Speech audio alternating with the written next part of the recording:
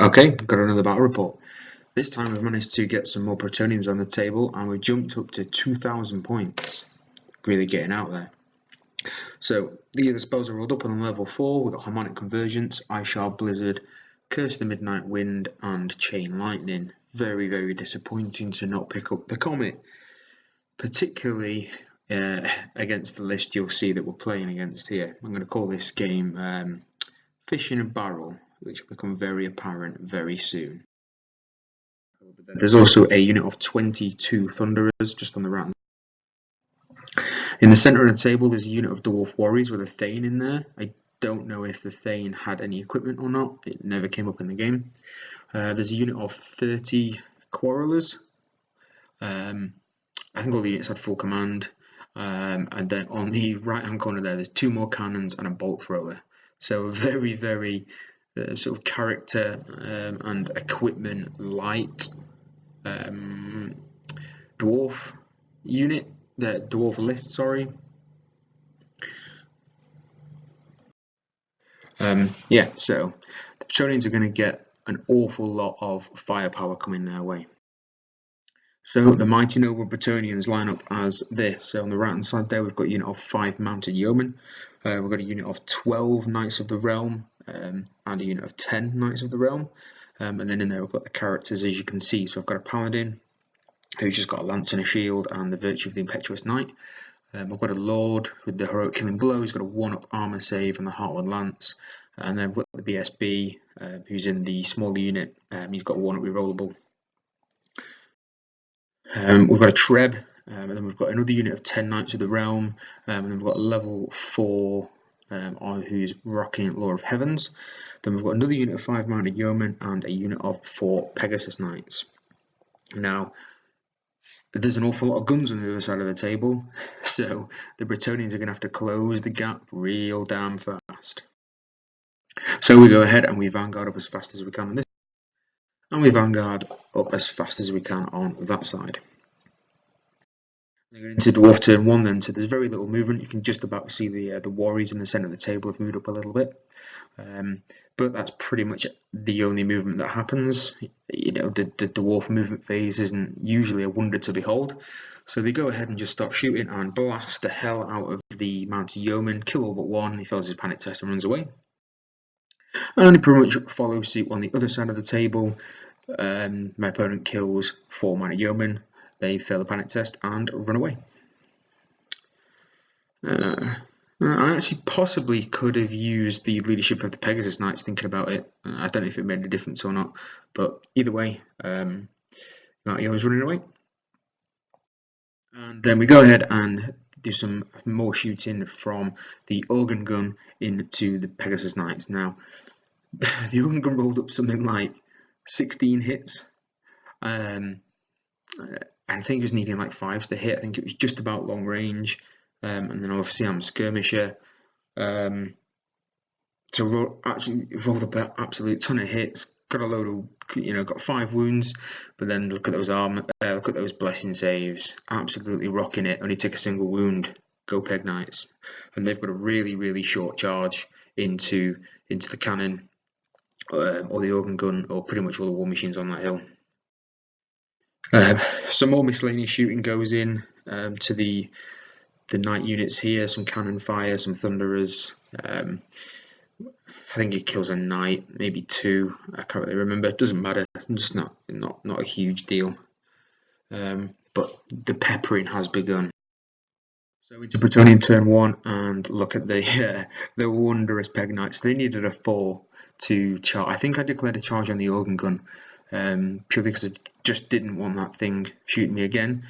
Obviously, in hindsight, I should have just charged the cannon and got a nice easy overrun, but I didn't. I thought a 4 on Swift Stride was perfectly achievable, and you can see my roll there. It wasn't achievable, so they failed charge, and they're going to get blasted away again. So I'm probably going to lose the entire unit Peg Knights in the next shooting phase. Mounted Yeoman predictably fails his rally test and continues to run. And the other mounted yeoman predictably fails his leadership test and runs off the table. They had absolutely nothing to do with the dwarf shooting, and I don't blame them. And the rest of the Bretonnia Knights move up just like this. Now, the unit with the Swiftness banner, which is the big unit, the white unit, and they've obviously got the Impetuous Knight Paladin in there, could have probably made a charge into the Quarrelers. I just didn't want to fail it and then be, stuck way back on the board just to take more shooting. So I pushed up quite aggressively. The Dwarf warriors behind the piece of terrain in the middle can't really wheel round to charge anybody, so I don't mind pushing up quite aggressively there. Probably pushed up the Prophetess's unit a little bit too far, because that Dwarven unit probably could have just about wheeled around to get me the unit on the left. So we go into the magic phase, and I throw out a bubble harmonic convergence, which goes off, and then I throw 3 dice at the chain lightning spell. I cast it irresistibly, blow up half the unit, and do a single wound to the flame cannon for my troubles, and then it doesn't bounce anywhere. So magic is fickle. Ooh, sorry for the blurry picture. This is terrible. So this is Dwarf turn 2. You can see the Dwarf warriors in the middle of the table there. They don't declare a charge, which they possibly could have and should have done. And they just push up, as you can see. Obviously, as know I'm taking that charge now. If I had the full unit, maybe, but yeah, if I throw that small unit into the front of those Dwarf warriors now, they're just going to die or lose combat res and get run down. The worrying thing is there is only 4 rank and file models there now, so there's no lookouts for the Prophetess. So she's more than likely going to take some cannon fire right to the face. And then the miners come on back of the board, right next to the trebuchet, so they can, charge and kill the treb, and then, be all up in my back lines and cause some havoc. Now, the thinking is, obviously, the Bretonnia Knights are fast enough to the point where I'm probably just going to rush forward and leave these miners behind, and they'll never catch me. And if I have to sacrifice the treb for that, then so be it. And the treb in the first turn missed anyway. So it didn't really do anything. So into the shooting phase then. So yeah, we go ahead and take some fire from, I think, the Thunderers. They kill a couple of knights. Take the panic test. It's passed there, as you can see, but obviously I think you take them at the end of the phase. It's been a few years, guys, since I played fantasy. And then we go ahead and take some more shooting into the Peg Knights. Cause 3 wounds. One guy had taken a wound in the previous phase, so that kills 2 Peg Knights. They passed the panic test, thankfully, so obviously the damage output unit's been massively diminished. However, there is still at least 2 left to try and get some of those war machines. And now I'm in a position where I can't actually fail the charge. Particularly if I go for that cannon, then I think it's like 9 inches away, so I can't fail. And predictably, as we thought, a cannon aims at the Prophetess, hits her square in the face, she fails a wall save and dies. So, great use of a massively expensive character there. So into Bretonnia turn 2 then. So we do go ahead and we charge the pegs into the cannon. I wasn't risking failing another charge this time round. I was just thinking, if I can charge and kill the cannon, I've got a nice easy run into the organ gun, which will fight on the dwarf turn. Hopefully then I'll kill that again and then get another charge, and I can just Pac-Man my way through all the war machines on this hill with these 2 Peg Knights. And we go ahead and get the mega charge from the big unit and the now fairly depleted unit of Knights Errant, and they both go into the Quarrelers. So this is going to be a ton of damage. I should get him down to a point where he's not steadfast, because Bretonnian Lancers they're awesome because they've got all the ranks. So I should win this combat quite easily, break him, run him down, and obviously the biggest unit off the table. I then just need to worry about getting flank shots and peppered further still by the artillery. I think that this is just showing that the Treb tried to throw a rock onto one of the cannons, or the bolt thrower. I can't really remember, it doesn't matter because it...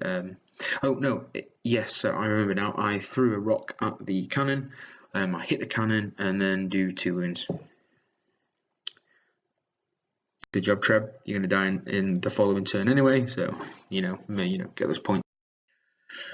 So as predicted, the Peg Knights charge the cannon and kill all the crew, overrun into the organ gun, which, like I said, will fight on Dwarf turn 3. So that'll be it stops the organ gun from shooting, obviously protects the Peg Knights from being shot at, so it's good. And as we sort of predicted, we absolutely blitz through the quarrelers. The Bretonnian Lord and the Impetuous Knight Paladin do they've got like 7 attacks between them, and they kill 6 dwarfs. Then obviously the BSB goes, he kills a couple more. All the knights go, all the horse kicks. We just kill an absolute ton of dwarves. Get them to the point where they're testing on double ones. There's no BSB. We'll break the unit and run them down. So that was sort of as predicted, but that's what Bretonnian Knights do. Now the annoying thing is the big unit is like an inch short of running off the table, which would have been really nice because it means I would have avoided a turn of shooting, and it means now that both of my units now are just going to have to sit there and take 2 rounds of shooting being peppered. What I probably should have done is reformed with the big unit, either to face the Thunderers to the left or the artillery battery on the right, and then just try to run the quarrelers down with the small unit of knights. I just didn't want to risk them, rallying and having to charge them again on the following turn. I just wanted to get the points where I could. So into Dwarf turn 3, then the warriors in the middle of the table just shuffle around. Nothing else really. And then they reform a little bit further, and then the Thunderers go ahead and test to reform. They do test to do it swiftly, if I remember right.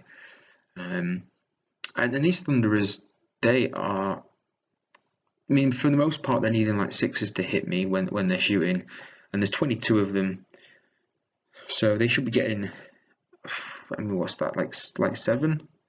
Yeah, they should be getting about, no, it's less than that, is it? They should be getting about 4, and they're getting like 7, 8, 9 hits every single turn. Like, these guys are just absolute snipers.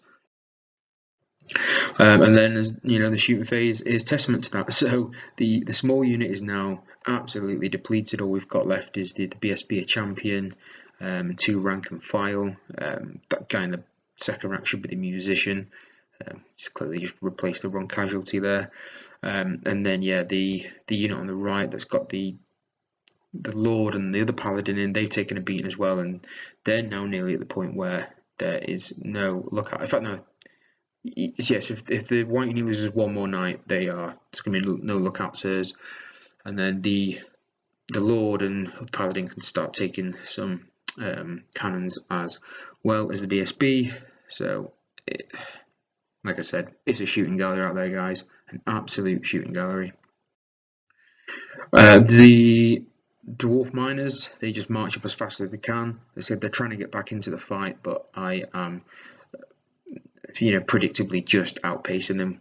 The cavalry and little dwarf stunty legs, it's not really a contest.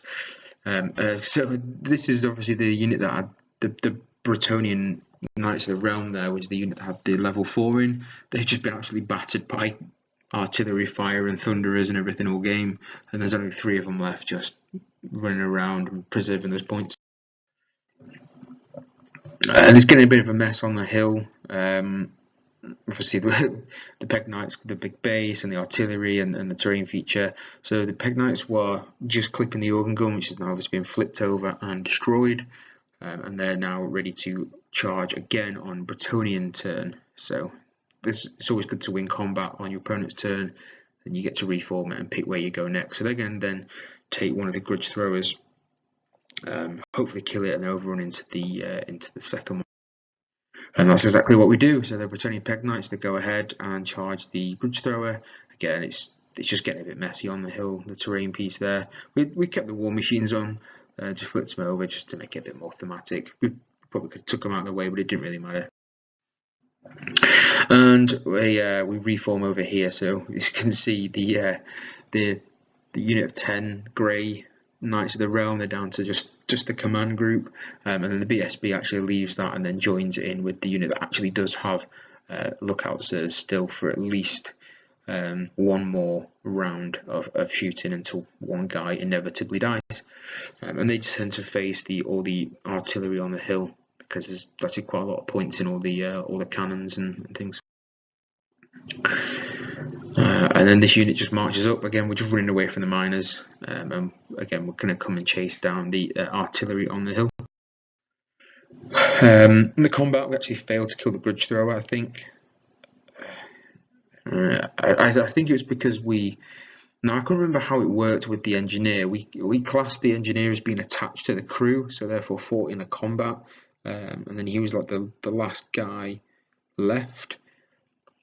So it meant the war machine didn't die, and then he passed his stubborn like 9 or whatever it was. I can't remember how he actually played it. It didn't really matter at the end of the day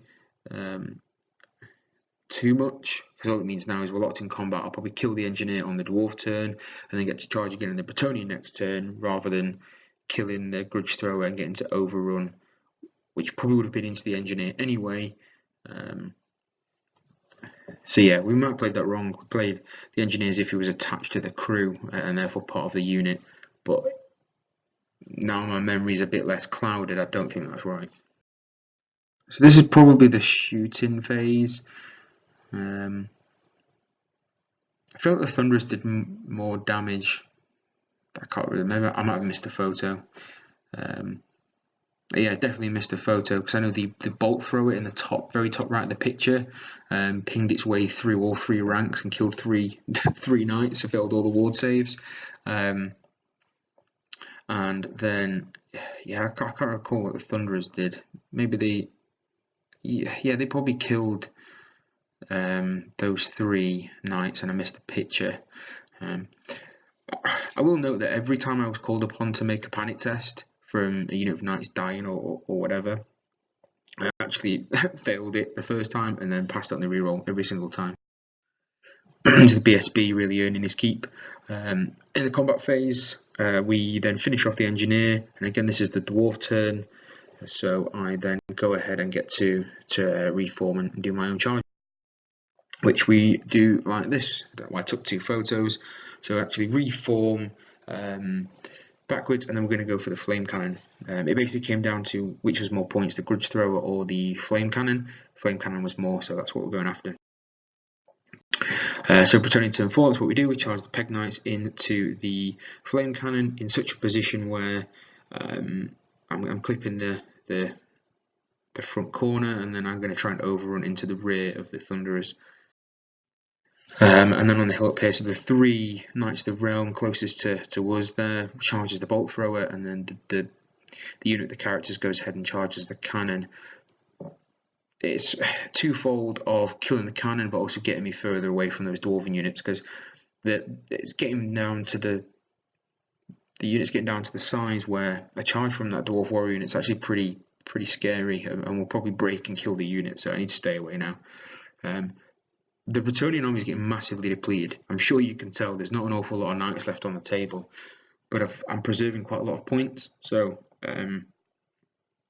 slipping into sort of competitive mode. I'm preserving as many points as I can, whilst picking up as many points as I can, and just seeing where it goes. So as predicted, the Peg Knights then kill the flame cannon. So they've killed 4 war machines. They killed the cannon, killed an organ gun, killed a grudge thrower, killed a master engineer, killed a flame cannon, overrun into the Thunderers, and fallen an inch short.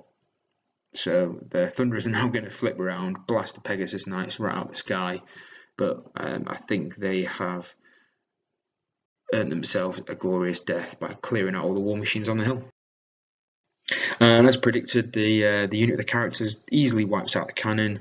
The Lord and Paladin just absolutely blitz the cannon crew, and the Knights of the Realm that charge the bolt thrower, I think they actually whiff all their attacks and do nothing. If they win the combat by a charge, it's stubborn and it survives. Dwarf turn 5, then the Thunderous time flip round. We did a little bit of fudging here, so my opponent wanted to reform such that Thunderous could spin around and shoot the Pegasus Knights, but he failed the swift reform test, and then I mean, the official ruling is you're supposed to reform the unit as you want them first and then test, but we let it slide, and I just put them into ranks instead. And then if I charge them, you're going to be steadfast, and you probably might even win combat just purely from your rank bonus. So they did that, but the important thing to note is they can't shoot the Peg Knights, which is a blessing, pardon the pun. And then in combat we do actually manage to finish off the cannon there. So irony of all ironies, not charging, we do more damage than when we did charge. Bretonnians. Into Bretonnian turn 5 then, I just go ahead and fly the hell away from those Thunderers into a position where I can charge the Grudge Thrower in Bretonnian turn 6 and hopefully kill it and get points for it there. And the Bretonnian unit with the characters in runs down the hill. It was in a weird position on the last photo, you might have noticed, and that was just purely because of the hill. I wasn't going to try and get the tray up there or put the units up there, so we sort of knew where the unit was, put it to the side of the hill, and then we've repositioned it back into its correct position now. Sorry for the blurry photo, and then the small unit of 3 knights as well, they're just kind of posturing. Into Dwarf turn 6 then, everything's kind of just marching and shuffling around, there's not really anything it could do. I was careful to keep out of maximum charge distance, so nothing could actually get a charge on me. I mean, the minor unit is absolutely safe. I'm not really going to go anywhere near that, particularly with the small unit of 3 knights.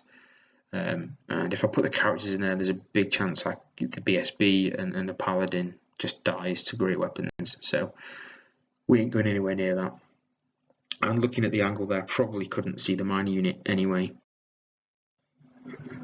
I think this is yes, the Grudge Thrower, who bear in mind, the Grudge Thrower in the top left of the table is about to be killed by Peg Knights, but throws one last rock, lands right at the BSB's head, doesn't scatter, and then I make my blessing save. That could have been, a really nice hit and kill with its final last hurrah before getting murdered by Pegasus Knights, but the lady protects. There is I did make quite a large amount of blessing saves in this game, and particularly on the characters. There was quite a few instances where I failed lookout sirs or didn't get a lookout sir, and the artillery was hitting characters, and I felt like every time it was a character, apart from the prophetess, I made the blessing save, so I count myself lucky there. So into the Bretonnian turn 6 then, I wanted to charge the unit with the characters and the 3 knights all into the Thunderers, thinking that I am more than likely going to kill enough of the dwarfs so they're not steadfast. I only need to kill 5 or 6 so that they don't have that second rank anymore. Between the characters and all the knights, I thought it was pretty easy to do that. But then the unit of 3 knights actually failed their charge, which just skews the math to the point where I'm probably not going to kill enough that the unit breaks. And then the Peg Knights on the hill, they do manage to kill. They charge the Grudge Thrower, and I think we do kill it in the ensuing combat phase. And then in the end of the game, we do win the combat. The Green Knight, the Lord, he does actually take a wound, manages to squeeze one past his 1+ armor save. But it doesn't matter. We win combat. You can see that we killed seven guys plus the charge, 2 banners. Is enough to win combat, but the little stunty leg dwarves, they managed to get away.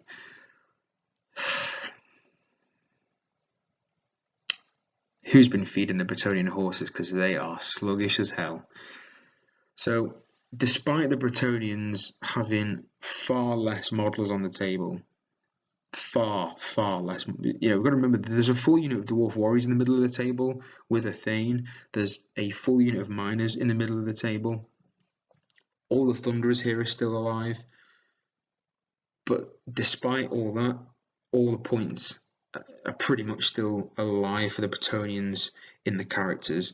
All I've really lost is the amount of yeomen, which are next to nothing, 1 unit of Knights of the Realm, the 10-man unit, and the level 4, but the Dwarfs have lost the big unit of Thunderers, They've lost all the war machines, and it was a narrow victory to the Bretonnians in the end. So we managed to survive the shooting gallery, close the gap quick enough, and just about eke out a win, despite all the destruction.